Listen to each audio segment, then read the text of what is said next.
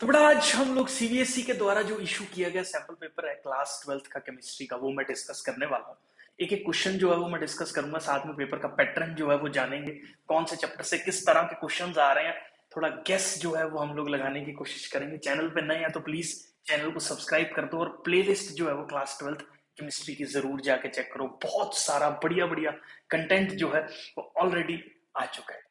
तो बेटा देखो, चलो, तो सेक्शन ए जो है उसमें 25 क्वेश्चन होंगे, जिसमें से कोई भी 20 क्वेश्चन जो है वो आपको अटेम्प्ट करने हैं। मेरी रिक्वेस्ट ये रहेगी कि आपको जो आते 20 हैं, जिनमें आपको पूरा कॉन्फिडेंस है, कोई भी डाउट नहीं है, वही 20 क्वेश्चन जो है वो अटेम्प्ट करें। बाकी फालतू फंड के क्वेश्चन अटेम्प्ट करने की कोई भी जरूरत नहीं है। ऐसी सेक्शन बी के अंदर 24 क्वेश्चन है, उसमें से 20 क्वेश्चन जो है वो आप अटेम्प्ट कर दो। सेक्शन सी में जो है वो 6 क्वेश्चन है, जिसमें से कोई भी 5 क्वेश्चन जो है वो आपको अटेम्प्ट करने हैं। सारे क्वेश्चन इक्वल नंबर पे हैं और कोई भी नेगेटिव मार्किंग नहीं है, तो तुक्का चल सकता है, लेकिन ज्यादा तुक्का जो है वो हम लोगों को नहीं लगाना। तो पहले क्वेश्चन से स्टार्ट करते हैं सेक्शन ए का। विच of the following statement is true? इसमें से कौन सी स्टेटमेंट जो है वो हमारे पास ट्रू है? तो पहली स्टेटमेंट यहां पे क्या है बेटा, melting point of phosphorus is less than that of nitrogen. ये बिल्कुल गलत स्टेटमेंट है, क्योंकि फॉस्फोरस का मेल्टिंग पॉइंट जो है वो हायर है। कारण इसके हाई मेल्टिंग पॉइंट का, इसका मास जो है वो ज्यादा है, जिससे वेंडरवॉल फोर्स ऑफ अट्रैक्शन जो है वो ज्यादा होते हैं। नाइट्रोजन इज हाईली रिएक्टिव, ये भी स्टेटमेंट गलत है। नाइट्रोजन इज इनर्ट गैस, ठीक है, उसका ट्रिपल बॉन्ड की वजह से जो रिएक्टिविटी है वो बहुत ज्यादा कम हो जाता है। Nitrogen shows higher tendency of catenation than phosphorus, ये गलत है, क्योंकि फॉस्फोरस P4 में एग्जिस्ट करता है, नाइट्रोजन जो है वो सिर्फ N2 में ही एग्जिस्ट करता है, तो इसकी कैटिनेशन ज्यादा नहीं है। NN इज वीकर, ये वाली स्टेटमेंट एकदम ट्रू है। कारण क्या है इसका वीक होने का? क्योंकि एक तो नाइट्रोजन का साइज जो है वो छोटा है, जिसकी वजह से जब ये नाइट्रोजन के एटम्स, और दूसरा ये ट्रिपल बॉन्डेड से कनेक्टेड है, तो नाइट्रोजन के एटम्स जब एक दूसरे के पास जाते हैं, तो जिसकी वजह से इनके अंदर रिपल्शंस जो है वो बढ़ जाती हैं स्मॉल साइज होने की वजह से, जिसकी वजह से ये एन एन बॉन्ड जो है वो वीकर होता है हम लोगों के पास। तो correct option is D. I hope ये क्लियर है। उसके बाद विच of the following is a non stoichiometric defect? इनमें से कौन सा नॉन स्टाइक्योमेट्रिक डिफेक्ट है? तो यहाँ पे देखो, मेटल की डेफिशिएंसी जो है वो पूरा का पूरा स्टाइक्योमेट्री बदल देती है, तो ये एक नॉन स्टाइक्योमेट्रिक डिफेक्ट है। फ्रेंकल डिफेक्ट के अंदर डिसलोकेशन हो रही है। स्कॉटकी के अंदर जो है वो equal number of ions cations जो है वो मिस है। इंटरस्टिशियल डिफेक्ट भी जो है वो नॉन स्टैइक्योमेट्रिक नहीं होता, तो इसका आंसर जो है वो मेटल डेफिशिएंसी डिफेक्ट जो है वो आ जाता है। इसके अंदर अगर आपको कोई सा भी डाउट है इस कॉन्सेप्ट के अंदर, तो डिस्क्रिप्शन बॉक्स में पूरा सॉलिड स्टेट मैंने वन शॉट में with MCQs and theory cover कर रखा है, तो डिटेल में जाके थ्योरी आप देख लेना, तो बहुत सारे कॉन्सेप्ट आपके वहीं पे कवर अप हो जाएंगे।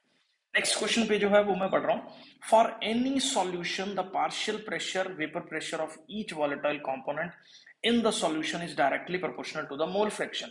तो देखो, for any solution partial pressure of each volatile component, जो पार्शियल प्रेशर है वॉलेटाइल कंपोनेंट का, वो उसके मोल फ्रैक्शन के प्रोपोर्शनल है। एक देखो यहाँ पे वॉलेटाइल सॉल्यूट की बात कर रहा है, तो ये P is equal to P naught X जो है, ये हम लोगों के पास कौन सा लॉ आता है? राउल्ट्स लॉ जो है वो आ जाता है। ठीक है, सिंपल सीधी डेफिनेशन है राउल्ट्स लॉ की। ठीक है, वो इसमें पूछ रखी है। नेक्स्ट मूव कर रहा हूं बेटा मैं आगे। देखो, इसके अंदर जो आपको जानना है, that is pink colour of LiCl is due to. देखो बेटा, मेटल्स के अंदर ना एफ सेंटर्स जो हैं वो बन जाते हैं। एफ सेंटर्स क्या होते हैं कि इलेक्ट्रॉन जो है वो क्रिस्टल के अंदर ट्रैप हो जाता है, एनवायरनमेंट से एनर्जी गेन करके वो अपर शेल्स में जंप कर रहा है, फिर वो लोअर शेल्स पे आ रहा है और कलर को इम्पार्ट कर रहा है। इसीलिए LiCl का कलर जो है वो पिंक है, due to the formation of F centres. और एफ सेंटर्स कब बनते हैं? जब मेटल एक्सेस डिफेक्ट जो है, जब मेटल्स जो है वो एक्सेस नंबर में प्रेजेंट है, या जो नॉन मेटल है वो कम नंबर में प्रेजेंट है, जिसकी वजह से ये वाला डिफेक्ट जो है वो हम लोगों को देखने को मिलता है। ठीक है, तो इसका जो है सी पार्ट आंसर आ जाएगा। विच of the following isomer has highest melting point? तो 1,4 डाइक्लोरो, 1,3 डाइक्लोरो, 1,2 डाइक्लोरो। देखो बेटा, मेल्टिंग पॉइंट जो है ना वो सिमिट्री पे डिपेंड करता है। मेल्टिंग पॉइंट सिमिट्री पे कैसे डिपेंड करता है? यहाँ पे देख लो, ये मेरे पास क्लोरो है, ये है 1,4 डाइक्लोरो, बहुत ज्यादा सिमेट्रिक कंपाउंड है। ठीक है, जिसकी वजह से ज्यादा सिमेट्री होने की वजह से इसका मेल्टिंग पॉइंट जो है वो ज्यादा हो जाता है, इसलिए 1,4 डाइक्लोरो बेंजीन जो है वो इसका आंसर हो जाएगा। ये ऑर्थो वाला प्रोडक्ट है, ये मेटा वाला है, ये पैरा वाला है। पैरा का जो मेल्टिंग पॉइंट है वो यूजुअली हायर होता है, it is due to the symmetry की वजह से जो है ये हम लोगों के पास एक हायर कैटेगरी वाली साइड पे जो है वो लाई करता है। आगे next, which of the following reaction is not explained bye open chain structure of the glucose. देखो कौन सी जो है हम लोगों के पास रिएक्शंस एक्सप्लेन नहीं कर सकते। फॉर्मेशन ऑफ पेंटा एसीटेट, ये ओपन चेन से हम लोग एक्सप्लेन कर सकते हैं। ओपन चेन का मैं आपको थोड़ा सा आइडिया दे देता हूँ। ओपन चेन के अंदर इसका स्ट्रक्चर जो है वो इस तरीके का बोला गया है, ये 4 है और यहाँ पे लास्ट के अंदर जो है वो ये है, ठीक है। पेंटा एसिटिक एनहाइड्राइड के अंदर ये OH जो है एनहाइड्राइड जो है वो यहाँ पे अटैच हो जाता है OH के साथ सब जगह पे, ठीक है। तो ओपन स्ट्रक्चर से इसको एक्सप्लेन कर सकते हैं। डीएनपी वाले रिएजेंट को भी कर सकते हैं, क्योंकि इसमें एल्डिहाइड वाला ग्रुप प्रेजेंट है तो टोलन्स टेस्ट भी जो है ये ओपन चेन से एक्सप्लेन कर सकते हैं। लेकिन हाँ यही बचा बस इसके अंदर लास्ट, अल्फा और बीटा फॉर्म्स जो ग्लूकोज की हैं, जिसके अंदर जो मॉलिक्यूल्स का अरेंजमेंट है OH ग्रुप का ऊपर और नीचे की साइड पे 3 डायमेंशनल स्पेस के अंदर, वो हम लोग सिर्फ एक क्लोज्ड स्ट्रक्चर से ही ग्लूकोज की एक्सप्लेन कर सकते हैं। ओपन स्ट्रक्चर से जो है ये एक्सप्लेन नहीं हो सकता। तो ये डी पार्ट इसका आंसर आ जाएगा। Williamson synthesis is used for preparing dimethyl ether is an example of. देखो विलियमसन सिंथेसिस की अगर मैं मैकेनिज्म की बात करूं ना, तो विलियमसन सिंथेसिस के मैकेनिज्म में जो ये है, ये हम लोगों के पास एक्ट करता है, मतलब ये अटैक करता है। Alkoxide reacts with the primary alkyl halide, तो ये प्राइमरी एल्काइल हैलाइड के साथ रिएक्ट कर रहा है, तो ये यहाँ पे ये अटैक होता है और ये रिमूव हो जाता है। तो ये सारा साथ साथ ही होता है, एक सिंगल स्टेप के अंदर टेक प्लेस करता है। इसीलिए जो ये वाली रिएक्शन है वो हम लोगों के पास SN2 वाली कैटेगरी के अंदर जो है वो लाई करती है। अगर आपको ये रिएक्शन नहीं आती है तो मैंने एक इसके ऊपर पूरा 1 शॉट वीडियो डाल रखा है अल्कोहल्स, फिनोल्स एंड ईथर्स का, विद टाइम स्टैम्प्स है। वहां पे आप टाइम स्टैम्प में ईथर पे जाके जो है, डिस्क्रिप्शन बॉक्स में लिंक है, description box of time stamp में जाके आप ईथर सेलेक्ट करके वहां पे सारा डिटेल जो है वो देख सकते हैं। नेक्स्ट मूव कर रहा हूं, chlorine water loses it's yellow colour on standing because. अब देखो क्लोरीन का जो पानी है ना, मतलब क्लोरीन जब पानी के अंदर प्रेजेंट है तो ये वाटर के साथ रिएक्ट करके हम लोगों के पास एक तो HOCl बना रहा है बेटा, और एक साथ में HCl का फॉर्मेशन जो है वो कर रहा है। तो ये HOCl और HCl, क्योंकि देखो क्लोरीन का जो येलो कलर है it is a characteristic feature of the chlorine gas. तो जब ये क्लोरीन गैस ही नहीं रही, ये आगे HOCl और HCl में कन्वर्ट होगी, तो जिसकी वजह से जो है वो हम लोगों के पास ये इसका लाइट कलर जो है, मतलब ये कलर जो है वो लूज हो जाएगा। लाइट के अंदर ये रिएक्शन जो है वो जल्दी टेक प्लेस करती है। Next, during dehydration of alcohol to alkenes by heating with concentrated the initial step is. तो मैं आपको बता देता हूँ, एल्कोहल्स है हम लोगों के पास इस तरह से, और हमने इसको किसके साथ रिएक्ट करवाया, कॉन्सेंट्रेटेड सल्फ्यूरिक एसिड के साथ रिएक्ट करवाया। ये H पॉजिटिव आयन को रिलीज करेंगे, ये H पॉजिटिव आयन यहाँ पे अटैक करेगा, ऐसे अटैच हो जाएगा। मैं दूसरे कलर से करके बताता हूँ, ये इस तरह से अटैच हो जाएगा, फिर ये वाला बॉन्ड ब्रेक कर जाएगा, फिर यहाँ से जो हाइड्रोजन है ब्रेक करके एल्कीन में चेंज हो जाएगा। तो सबसे पहला step is the protonation of the alcohol molecule, क्योंकि ऑक्सीजन के ऊपर जो है वो हम लोगों के पास लोन पेयर प्रेजेंट है, और ये लोन पेयर जो है H पॉजिटिव को अपनी तरफ अट्रैक्ट करता है, जिसकी वजह से ये हो रहा है। अब आगे बात करते हैं हम लोग, एमॉर्फस सॉलिड्स कौन से होते हैं बेटा। एमॉर्फस सॉलिड्स के ऊपर भी मैंने डिटेल्ड वीडियो जो है वो सॉलिड स्टेट्स के अंदर एक्सप्लेन कर रखा है। आइसोट्रॉपिक इन नेचर होता है, मतलब इसकी प्रॉपर्टीज, चाहे वो रिफ्रैक्टिव इंडेक्स हो, चाहे वो किसी भी तरह की फिजिकल प्रॉपर्टीज है, वो हर डायरेक्शन में जो है वो सेम रहती है, ठीक है। तो ऐसी प्रॉपर्टीज को हम लोग आइसोट्रॉपिक इन नेचर बोल देते हैं। तो यूजुअली जो एमॉर्फस सॉलिड्स होते हैं वो हम लोगों के पास एक आइसोट्रॉपिक नेचर वाली प्रॉपर्टीज को जो है वो शो करते हैं, ठीक है। आई होप ये क्लियर है। अब यहाँ पे देख लो, इन्होंने आइसोट्रॉपिक और isotopic, it is not isotopic, isotopic अलग हो जाता है। तो यूजुअली ऐसा ना हो कि आप एकदम से इसको देख के इस पे क्लिक कर दें, ठीक है ना। तो इट इज आइसोटोपिक, आइसोटोप से इसका कोई लेना देना नहीं है, इट इज आइसोट्रॉपिक, ठीक है। तो ये देखो सीबीएसई ने बहुत स्मार्टली यहाँ पे ऑप्शंस जो है वो दे रखे हैं, ठीक है। अब देखो बेटा, सैलिसैल्डिहाइड का प्रिपरेशन जो है, सैलिसैल्डिहाइड ये मॉलिक्यूल जो है वो होता है, ये पेपर के अंदर नहीं है, ये मैंने वैसे पेस्ट किया है यहाँ पे। तो ये कौन सी रिएक्शन है, तो रिमर-टिमन रिएक्शन का भी डिस्क्रिप्शन बॉक्स में लिंक है। CHCl3 KOH की प्रेजेंस में जो है हम लोगों के पास ये CHO मॉलिक्यूल जो है OH के साथ जो है वो जुड़ जाता है, जिसको हम लोग रिमर-टिमन रिएक्शन जो है वो बोल देते हैं। आई होप ये क्लियर है।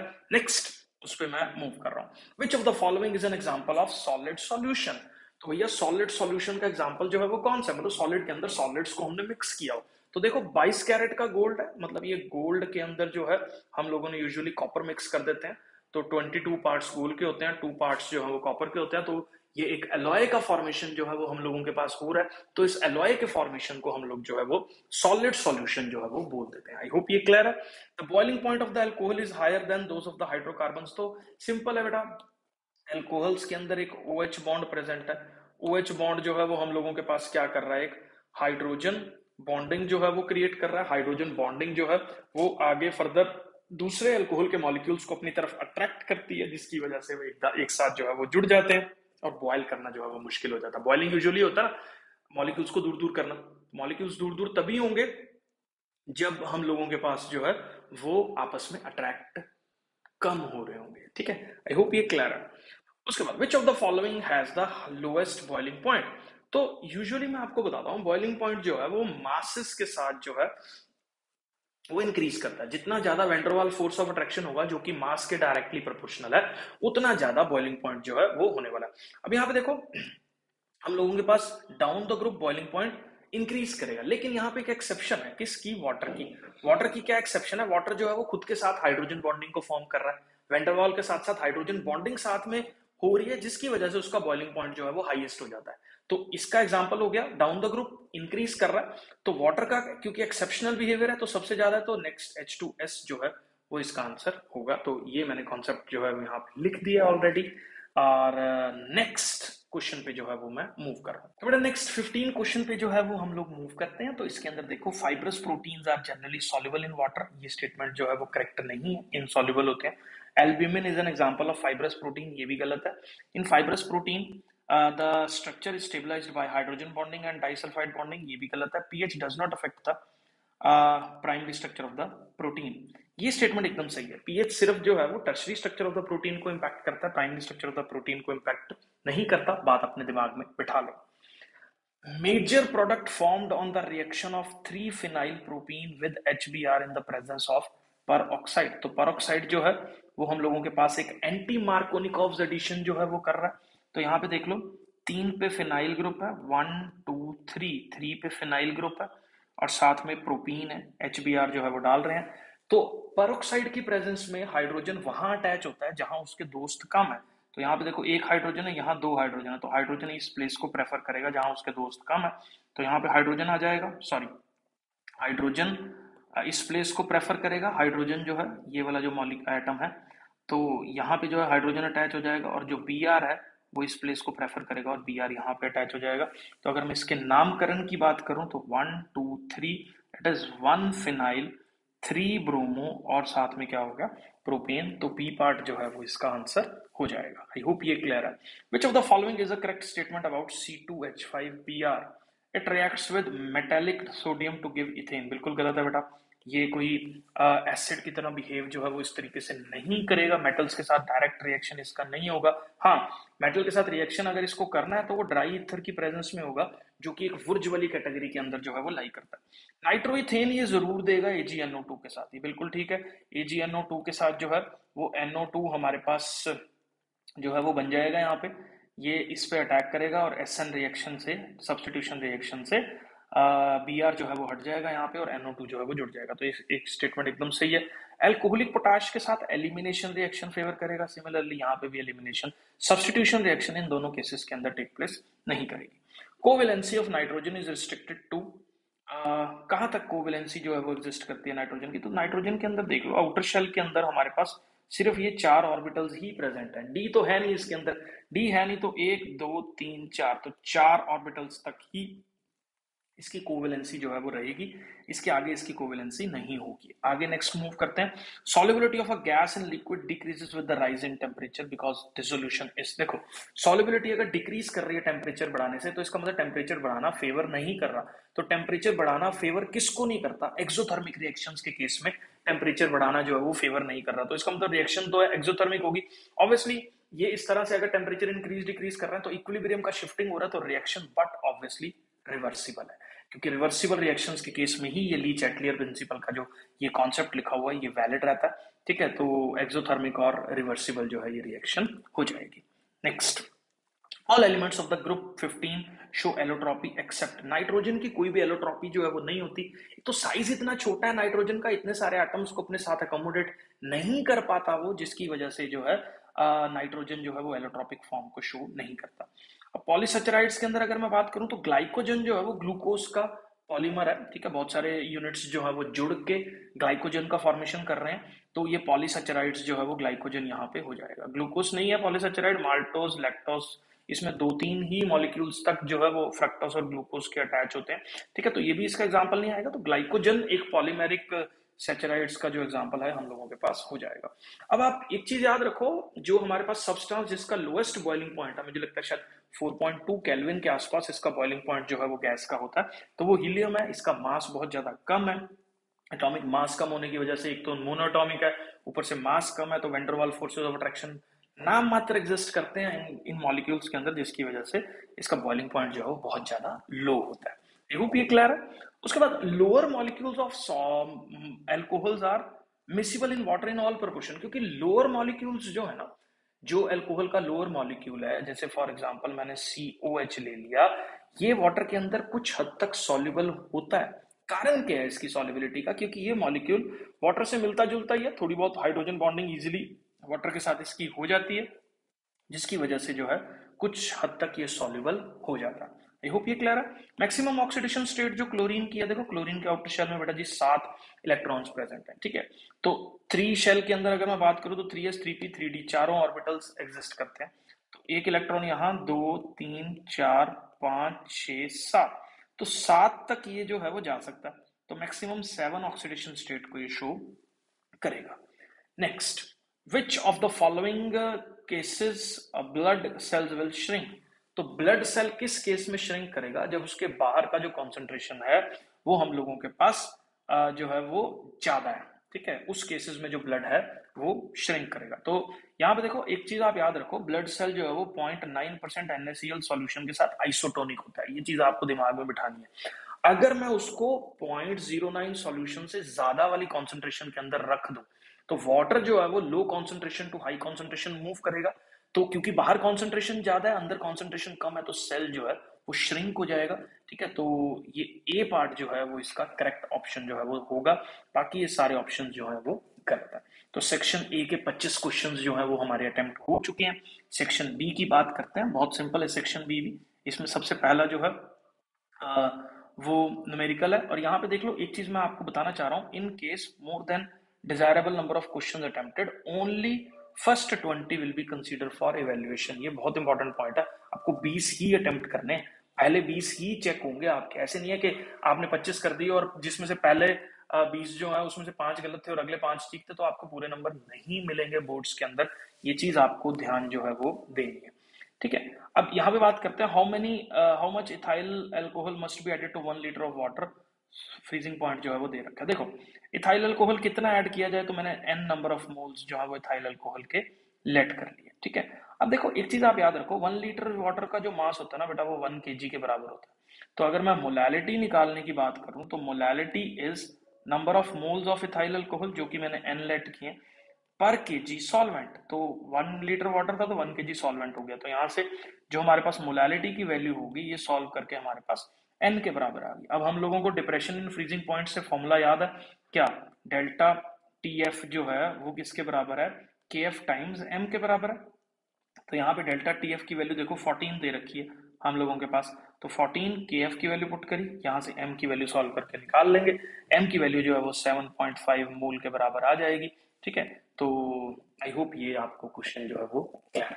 नेक्स्ट क्वेश्चन पे मूव कर रहा हूँ बेटा जी मैं, आगे देखिए, विच of the following reagent is required for 1 step conversion of the, हमें एक स्टेप कन्वर्जन करना है किसका? क्लोरोबेंजीन का, this is a chlorobenzene into टॉलिन, this is a टॉलिन, तो टॉलिन का 1 स्टेप कन्वर्जन बेटा देखो ये वुर्ज रिएक्शन है, ये वुर्ज रिएक्शन में एक स्टेप में बड़ा इजीली हो जाएगा, ये वुर्ज फिटीक है, ये Na हट जाएगा, यहाँ से NaCl निकल जाएगा और यहाँ पे जो है वो CH3 अटैच हो जाएगा, तो बीच में से जो है वुर्ज फिटीक रिएक्शन का भी मैंने वीडियो डाल रखा है, तो आप देख सकते हो डिस्क्रिप्शन में, ठीक है। तो ये रिएक्शन में से बीच में से NaCl बाहर हो जाएगा और दो जो हमारे पास एल्काइल ग्रुप्स हैं वो दोनों जुड़ जाएंगे, एक इसमें बेंजीन है और एक इसमें CH3 जो है वो आ रहा है। अब आगे बात करेंगे पार्शियल हाइड्रोलिसिस, अगर मैं XeF6 का कर रहा हूं तो यहाँ पे देखो पार्शियल हाइड्रोलिसिस के अंदर हमारे पास होता क्या है बेटा, जो मेरे पास XeF6 का मॉलिक्यूल है इसका पार्शियल हाइड्रोलिसिस करूंगा तो होगा क्या, 4 फ्लोरीन और 2 फ्लोरीन लग कर दिए, 4 फ्लोरीन को 2 ऑक्सीजन रिप्लेस करेंगे और 2 फ्लोरीन ऐसे ही रह जाएंगे और हमारे पास क्या बन गया XeO2F2। तो XeO2F2 और साथ में हमारे पास क्या बनेगा, 4 HF जो है वो बनेंगे। क्यों? क्योंकि यहाँ से 4 फ्लोरीन हमने XeF6 के अंदर से जो है वो हटा दिए। इस तरह से आप रिएक्शन को जो है वो लर्न कर सकते हो, क्योंकि ऑक्सीजन की वैलेंसी जो है वो -2 रहती है यूजुअली, 2 इलेक्ट्रॉन्स शेयर करके, मतलब 2 इलेक्ट्रॉन्स देने की टेंडेंसी, गेन करने की टेंडेंसी जो है वो रखता है, जबकि फ्लोरीन पे चार्ज जो है वो F नेगेटिव ही है, ऑक्सीजन पे 2 नेगेटिव है, तो 2 फ्लोरीन को 1 ऑक्सीजन जो है वो रिप्लेस करेगा, तो जिससे ये प्रोडक्ट का फॉर्मेशन जो है वो हो जाएगा। नेक्स्ट क्वेश्चन पे आ रहा हूं मैं, विच of the following statement is correct about the sucrose molecule जो है रिड्यूस करता है टोलरेंस रिएजेंट को and cannot reduce the falling reagent, ये गलत है। इट अंडरगोज म्यूटा रोटेशन लाइक, ये भी गलत है। It undergoes inversion of the configuration on hydrolysis, ये बिल्कुल सही है। क्यों? क्योंकि सुक्रोज मॉलिक्यूल को जब पानी में डिसॉल्व करते हैं तो दो अलग अलग हमारे पास जो है वो कंपाउंड्स का फॉर्मेशन हो रहा है। एक कंपाउंड की कैरेक्टरिस्टिक जो है वो ज्यादा होती है, एक दूसरे कंपाउंड की कम रहती है, जिससे हमारे पास एक इन्वर्जन ऑफ द कॉन्फ़िगरेशन जो है वो हो जाता है। ठीक है, और ये लिवोरोटेटरी नेचर है, गलत है, डेक्स्ट्रोरोटेटरी यूजुअली रहता है नेचर के अंदर। ठीक है, तो बस आप ये याद कर लो कि सुक्रोज का जो है वो जब हम लोग हाइड्रोलिसिस करेंगे तो हम लोगों के पास हाइड्रोलिसिस पे उसकी कॉन्फ़िगरेशन जो है वो इन्वर्ट हो जाती है। ठीक है, आगे, phenol undergo nucleophilic substitution reaction easily due to, does not undergo. अब देखो फिनोल का जो सबसे बढ़िया कैरेक्टरिस्टिक है ना वो क्या है, वो फिनोल के अंदर ये OH बॉन्ड है, तो ये इलेक्ट्रॉन इसके साथ जो है वो हम लोगों के पास क्या कर रहे हैं, ये पाई इलेक्ट्रॉन, ये जो इलेक्ट्रॉन्स है ये इसके साथ रेजोनेंस के अंदर अवेलेबल है, जिसकी वजह से पार्शियल डबल बॉन्ड करेक्टर आ जाता है और ये बॉन्ड जो है वो स्ट्रांग हो जाता है। ये बॉन्ड क्योंकि स्ट्रांग हो जाता है तो जिससे इजीली ब्रेक नहीं कर पाता, तो यूजुअली सब्स्टिट्यूशन रिएक्शंस के अंदर जो है वो हम लोगों के पास फिनोल जो है वो less likely to participate in the substitution reaction, unless until हम जिंक वगैरह यूज करें जो उसको ब्रेक कर दे, या जिंक क्लोराइड जो है वो, मतलब वो एक अलग चीज है, अभी हम उस पर डिस्कशन नहीं कर रहे। विच of the following has the highest ionisation enthalpy, सबसे ज्यादा आयोनाइजेशन एंथैल्पी जो है वो बेटा साइज पे डिपेंड करती है, तो फास्फोरस की हो नहीं सकती, सल्फर की हो नहीं सकती, ऑक्सीजन नाइट्रोजन में कंपटीशन है। ठीक है, ऑक्सीजन नाइट्रोजन की बात करूं तो नाइट्रोजन के आउटर शेल में पी के अंदर 3 इलेक्ट्रॉन्स प्रेजेंट है, जो कि एक हाफ फिल्ड इलेक्ट्रॉनिक कन्फिग्रेशन है। हाफ फिल्ड इलेक्ट्रॉनिक कन्फिग्रेशन होने की वजह से ऑक्सीजन में 4 है। ठीक है, हाफ फिल्ड होने की वजह से एक्स्ट्रा स्टेबिलिटी रहती है, एक्स्ट्रा स्टेबिलिटी रहने की वजह से जो है वो हम लोगों के पास नाइट्रोजन की जो आयोनाइजेशन एंथैल्पी है वो बहुत ज्यादा होती है। नेक्स्ट क्वेश्चन बेटा जी डिस्कस कर रहे हैं, metal ions form CCP structure जो है वो बना रहे हैं।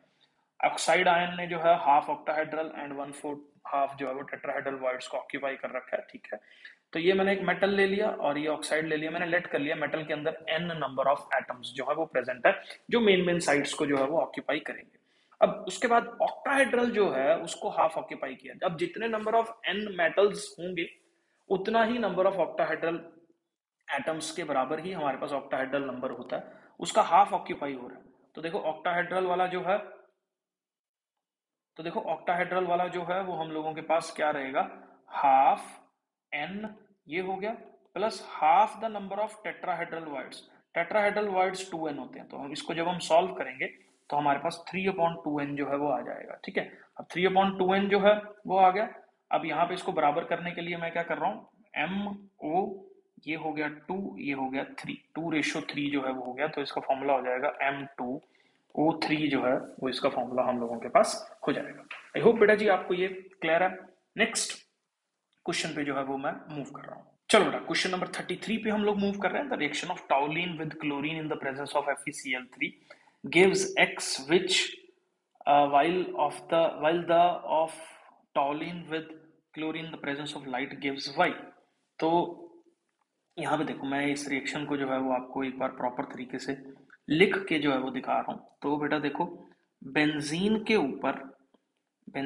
ऊपर अगर CH3 हमारे पास लगा हुआ है तो वो हमारे पास टॉलिन वाली कैटेगरी के अंदर जो है वो चला जाता है। अब इसके अंदर हम लोग क्या कर रहे हैं, क्लोरीन ऐड कर रहे हैं, किसकी प्रेजेंस में ऐड कर रहे हैं, FeCl3। FeCl3 ल्यूइस एसिड होने की वजह से यहाँ से क्लोरीन खींचता है और ये किस में कन्वर्ट करता है, इसको क्लोरीन पॉजिटिव में कन्वर्ट करता है, जो कि एक ऑर्थो पैरा प्रोडक्ट जो है वो हम लोगों के पास देगा। तो यहाँ पे देख लो CH3 एक प्रोडक्ट ये बनेगा, प्लस साथ में जो है ये CH3 और एक ये पैरा प्रोडक्ट जो है वो फॉर्म करेगा। तो ऑर्थो पैरा प्रोडक्ट्स जो है वो फॉर्म होंगे। दूसरा, अगर लाइट की प्रेजेंस में ये किया जाए तो लाइट की प्रेजेंस में बेटा जी फ्री रेडिकल मैकेनिज्म होगा, जिसकी वजह से हम लोगों के पास जो है वो क्या प्रोडक्ट का फॉर्मेशन हो रहा है, देख लो ये हम लोगों के पास CH2Cl जो है वो बना देगा। ठीक है, तो अगर हम लोग ये ज्यादा जिसको बोलते हैं अमाउंट में लेके चलेंगे, एक्सेस में लेके चलेंगे, तो ये सारा का सारा जो है वो रिप्लेस कर देगा। तो it will be converted into trichloro methyl और बेंजीन के अंदर जो है ये कन्वर्ट हो जाएगा। तो मेन आपको ये जानना है FeCl3 एक लुईस एसिड है, जिसकी प्रेजेंस में Cl पॉजिटिव जो है वो जनरेट होता है। Cl पॉजिटिव इस ऑर्थो और पैरा पोजीशन पे अटैच हो जाएगा, जबकि हम लोगों के पास जो सनलाइट की प्रेजेंस में है तो वो फ्री रेडिकल मैकेनिज्म को जो है वो रिएक्शन करवाएगा फ्री रेडिकल मैकेनिज्म से, जिससे ये CH2Cl के अंदर जो है वो कन्वर्ट हो जाएगा। नेक्स्ट बेटा जी बात करेंगे हम लोग ओजोन की। ओजोन एक एंगुलर मॉलिक्यूल है। एंगुलर मॉलिक्यूल कैसे है, ओजोन का स्ट्रक्चर कुछ इस तरीके का है। तो बेटा इसके अंदर बहुत सारे पॉइंट्स जो अब आपको लर्न करने पड़ेंगे। पहला पॉइंट देखो, आपको दिमाग में सबसे पहला ये क्वेश्चन आता है कि यार ये रट्टा मारेंगे हम लोग कि इसकी कितनी बॉन्ड लेंथ है, बड़ा मैकेनिकल हो जाएगा। देखो सीबीएसई ने कितना स्मार्टली क्वेश्चन को सिलेक्ट किया है। सबको मालूम है कि इसके अंदर एक रेजोनेंस जो है वो एग्जिस्ट करती है। रेजोनेंस एग्जिस्ट करने की वजह से जो बॉन्ड लेंथ है इन दोनों की बराबर रहेंगी। अब देखो ये भी नहीं हो सकता, ये भी नहीं हो सकता, ठीक है, तो ये दोनों ऑप्शंस तो निगेट वैसे ही हो गए। अब रह गए ये दोनों ऑप्शन, लीनियर मॉलिक्यूल है नहीं, एंगुलर है, तो जिसकी वजह से ये वाला ऑप्शन जो है करेक्ट ऑप्शन होगा। तो ये नहीं है कि आपको उसका बॉन्ड लेंथ लर्न करना है, बॉन्ड लेंथ लर्न करने की जरूरत नहीं है। थोड़ा सा स्मार्टली आप क्वेश्चन को देखो, रेजोनेंस है, रेजोनेंस है तो रेजोनेंस के अंदर जितने भी जगह पे रेजोनेंस हो रही है वो सारी बॉन्ड लेंथ्स जो है वो हम लोगों के पास बराबर रहती है। आगे बात करेंगे बेटा जी हम लोग वाटर रिटेंशन और puffiness due to high salt intake occurs due to osmosis. देखो वाटर रिटेंशन क्यों हो रही है, वाटर क्यों मूव नहीं है। देखो वाटर का मूव करना ना मूव करना या वाटर का कहीं पे कमुलेट होना इकट्ठा होना, ठीक है, अगर हम लोग बात करें तो ऑस्मोसिस की वजह से जो है वो वाटर का फ्लो होता है।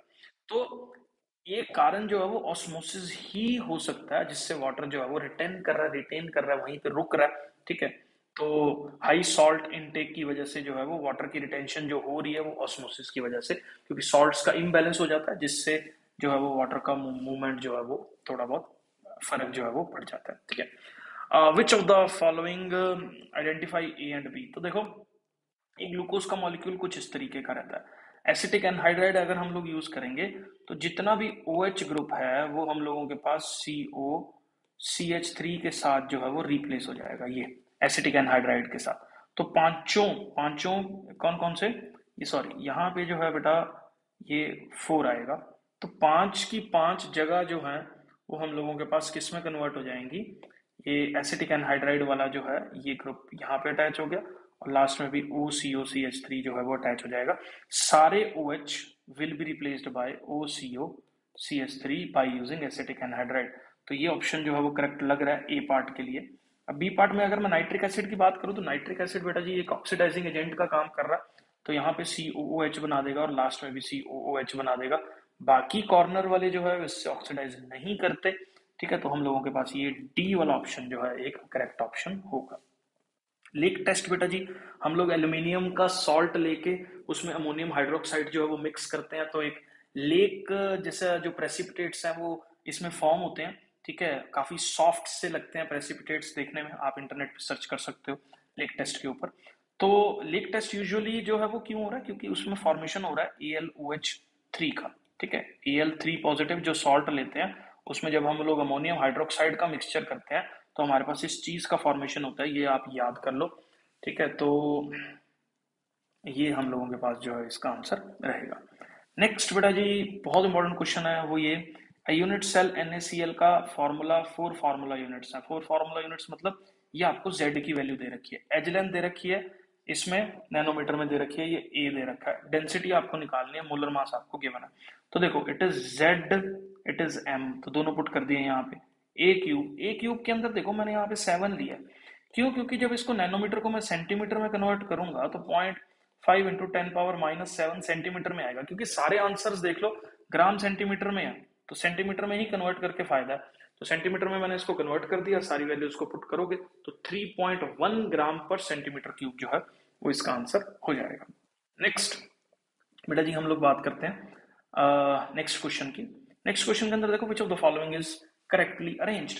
तो increasing bond dissociation enthalpy, chlorine, bromine और इसकी जो है वो होनी चाहिए बेटा, ये यहाँ आएगा तो ये करेक्ट ऑप्शन है, ठीक है, क्योंकि ये मिसमैनेज्ड है यहाँ पे। तो सबसे ज्यादा बॉन्ड डिसोसिएशन एंथैल्पी, क्योंकि फ्लोरीन क्योंकि स्मॉल साइज होने की वजह से ना रिपल्शन बहुत ज्यादा हो जाती है, काइंड ऑफ एक्सेप्शन है, ये गलत है।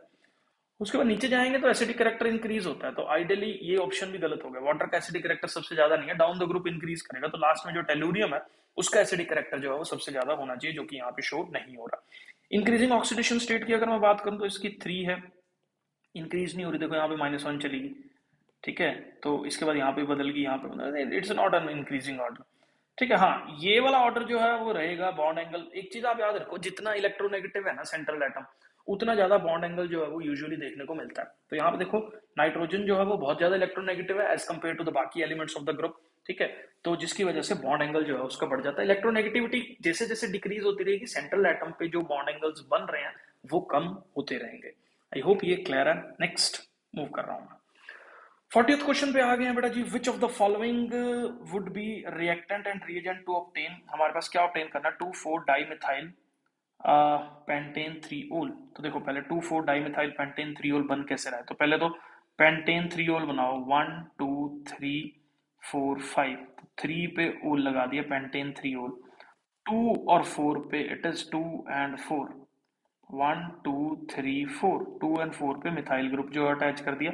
तो अपने को ये बनाना है बेटा, अब ये बनाने के लिए हम लोग क्या यूज करें। तो एक चीज आप याद रखो, इसमें ना इसने ग्रिग्नार्ड्स रिएजेंट के बारे में जो है रिएक्शन कर रखी है, इसके ऊपर मैंने कंप्लीट वीडियो जो है वो ग्रिग्नार्ड्स रिएजेंट पूरी केमिस्ट्री में क्या तबाही मचा रहा है, ठीक है, उसके ऊपर जो है वो हम लोगों ने डिस्कस कर रखा है। अब यहाँ पे देखो बेटा जी, आप ये सी डबल बॉन्ड ओ है, ये MgI है, ठीक है। एक चीज आप याद रखो कि अपने को क्या करना है, ये वाला जो है ना जहां पे OH लगाना है ना वहां पे जाके MgI जुड़ेगा। अब इस वाले कार्बन पे MgI जुड़ रहा है आगे, इस वाले कार्बन पे, ठीक है, इसका मतलब जो दूसरे वाला अटैच हो रहा है इस कार्बन पे वो कुछ इस तरीके का होना चाहिए, देखो यहाँ पे कुछ इस तरीके का होना चाहिए। तो होगा क्या इस रिएक्शन के अंदर बेटा जी, क्योंकि ये partial positive partial negative character है, ये इस पे अटैक करेगा और ये इस पे जुड़ जाएगा, बाद में हाइड्रोलिसिस करेंगे तो MgI जो है वो अलग हो जाएगा, इसलिए ये वाला जो ऑप्शन है वो इसका एक करेक्ट ऑप्शन होगा। तो C डबल बॉन्ड O, तो हमारे पास यहाँ पे ये डबल बॉन्ड जो है वो यहाँ पे अटैच हो जाएगा, मतलब ये इधर अटैच हो जाएगा, ये OMgI बनेगा, ठीक है, OMgI को हाइड्रोलिसिस करेंगे तो ये H से रिप्लेस जो है वो OH जो है वो फॉर्म हो जाएगा। आई होप बेटा जी ये क्लियर है। उसके बाद O hydroxy benzyl alcohol when treated with, अब देखो O हाइड्रोक्सी मतलब O पे हाइड्रोक्सी है, बेंजाइल अल्कोहल CH2OH होता है, इसको जब हम PCl5 के साथ या PCl3 के साथ, ये क्लोरीनेटिंग एजेंट है बेटा ये वाले सारे के सारे, तो क्लोरीनेटिंग एजेंट क्या करेगा, OH को रिप्लेस कर देगा किससे, Cl से। इस रिएक्शन के अंदर बेसिकली आपको ये टेस्ट जानना जा रहा है कि क्या ये OH इसका रिप्लेस होगा, नहीं होगा। अभी मैंने बात करी इसमें पार्शियल डबल बॉन्ड करेक्टर है जिससे ये रिप्लेस नहीं होगा। आई होप ये भी जो है वो आपका क्लियर है क्वेश्चन। अब आगे हम लोग बात करेंगे बेटा जी, ये काफी ज्यादा इंपॉर्टेंट है, इसमें से कौन सी स्टेटमेंट ट्रू है। अभी स्टेटमेंट का मैं रीजन आपको दे देता हूं यहाँ पे, the reducing character of hydrides increases down the group due to the decrease in the bond dissociation enthalpy. जो रिड्यूसिंग करेक्टर है हम लोगों के पास, जो हाइड्रोजन को लूज करने का टेंडेंसी है हम लोगों के पास, रिड्यूसिंग नेचर जो है वो जैसे जैसे हम लोग नीचे जाएंगे वैसे वैसे जो है वो इंक्रीज करता जाएगा। क्यों, क्योंकि जैसे जैसे नीचे जा रहे हैं सेंट्रल एटम का साइज बड़ा हो रहा है, सेंट्रल एटम का साइज बड़ा हो रहा है तो हाइड्रोजन को वो इजिली रिमूव कर देगा। हाइड्रोजन को अगर वो इजिली रिमूव कर देगा तो उसका रिड्यूसिंग नेचर जो है वो ज्यादा हो जाएगा। तो इसका मतलब जो टॉप वाला है वो वीकेस्ट है और जो नीचे वाला है वो बॉटम वाला है वो स्ट्रॉन्गेस्ट है, ठीक है। तो ammonia is the weakest reducing agent and strongest base. जो वीकेस्ट रिड्यूसिंग एजेंट है उसका यूजुअली हाइड्रोजन लूज करने का टेंडेंसी जो है वो कम है, तो इसका मतलब वो बेसिक करेक्टर वाली कैटेगरी में ज्यादा अच्छा जो है वो बिहेव करेगा। तो ammonia is the weakest reducing agent and strongest base among the group 15 hydrides की अगर मैं बात करूं तो एकदम करेक्ट ऑप्शन जो है ये होगा। अब विच of the following is a secondary alcohol जो है वो हम लोगों को बताना है इसके अंदर। तो ये देखो, ये तो पहले ही नजर आ रहा है यहाँ पे, 1 2 3 C उसके बाद तीसरे के साथ OH अटैच है और ये C है, तो ये सेकेंडरी है क्योंकि जिस कार्बन पे OH अटैच है वो आगे फर्दर दो कार्बन से जुड़ा हुआ है। ये नहीं है क्योंकि इसका अगर आप स्ट्रक्चर देखो तो यहाँ पे जो है ये तीन कार्बन अटैच है, तो थर्ड डिग्री हो गया ये वाला। ये थर्ड डिग्री है, ये सेकंड डिग्री है। ये भी हम लोगों के पास जो है ये सेकेंडरी अल्कोहल वाली कैटेगरी में नहीं आता, ये अलग कैटेगरी जो है वो चली जाती है। ठीक है, तो यहाँ पे ये जो है वो फिनोल वाली कैटेगरी के अंदर आ जाएगा।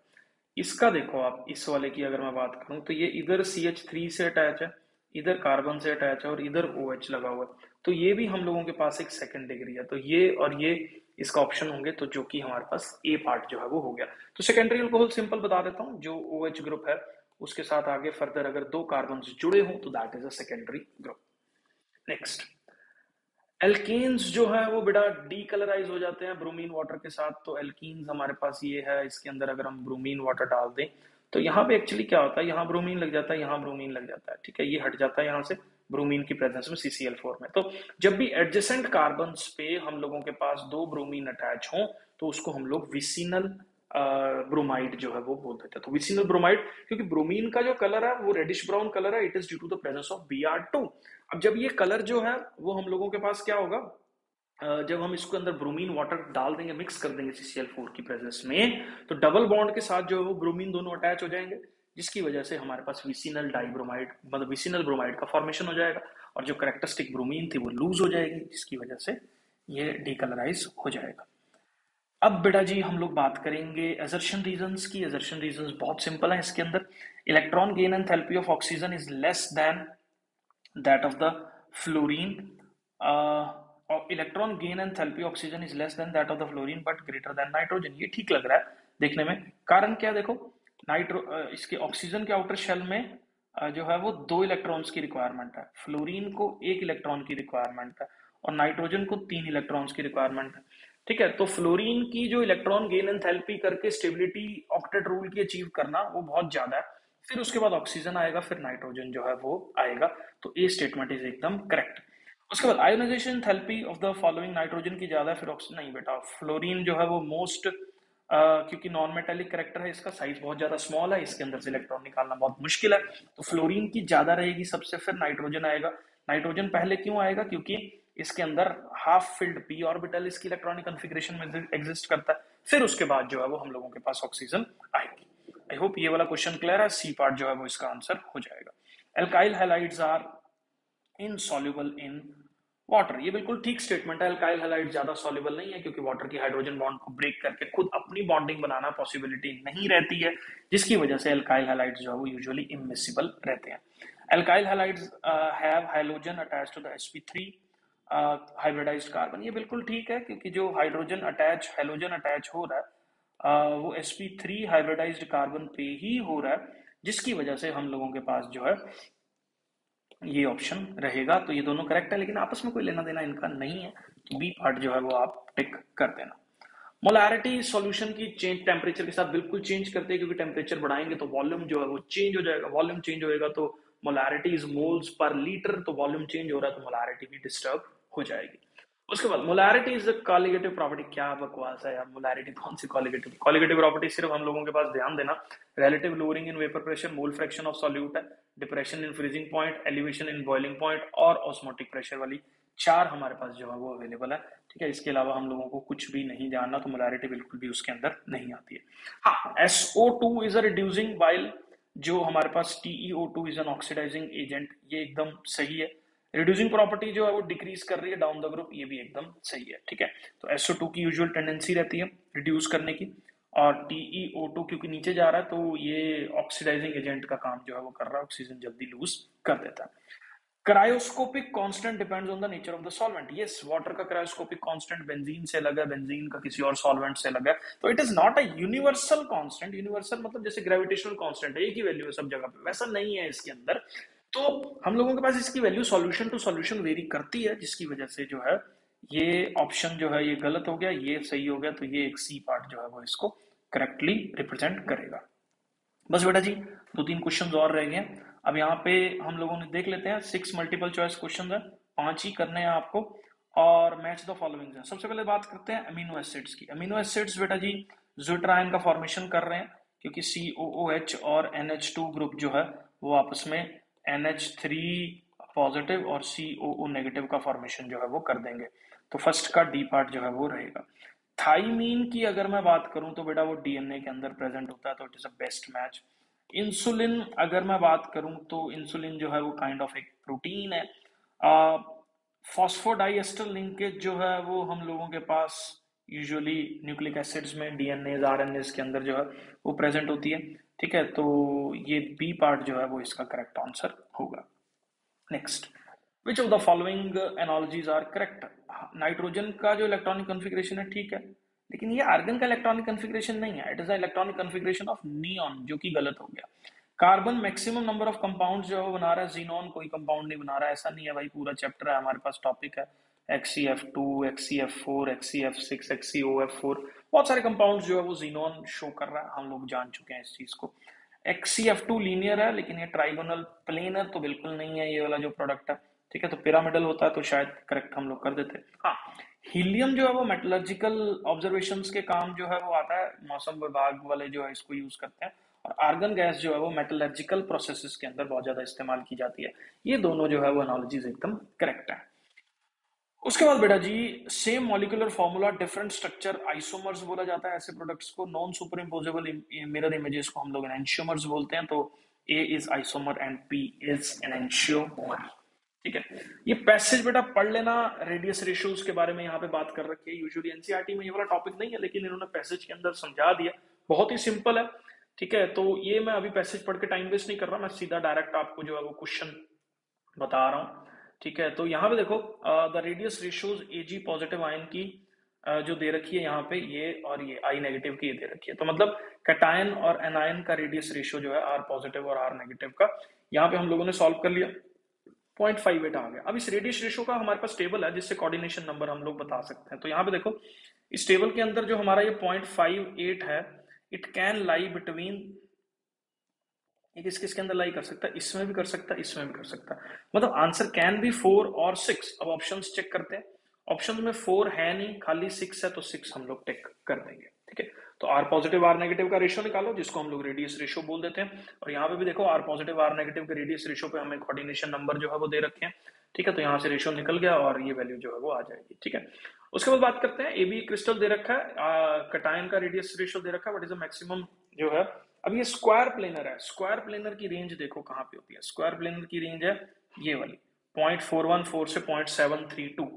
अब ये 0.414 से 0.732 रेंज किसकी हो सकती है? Radius of the cation by anion. तो रेडियस ऑफ द कैटायन हमारे पास दे रखा है 120, तो 120 बाय एक्स की वैल्यू कैन बी या तो 0.414 होगी या 0.732 होगी। दोनों को सॉल्व कर लो, इसमें x की वैल्यू मैक्सिमम आ रही है, इसमें मैक्सिमम ही पूछ रखी है, तो 290 इसका आंसर जो है वो हो जाएगा। लास्ट क्वेश्चन है बेटा जी, a good fit is considered to be one where cation can touch. देखो, गुड फिट वही होगा जिसमें एक पॉजिटिव चार्ज दूसरे नेगेटिव चार्जेस को अपनी तरफ अट्रैक्ट करके रखे, सबको अट्रैक्ट करके रखे। ठीक है, और एक प्रॉपर जो है वो बॉन्डिंग बनाए जिसके अंदर मिनिमम रिपल्शंस जो है वो हो।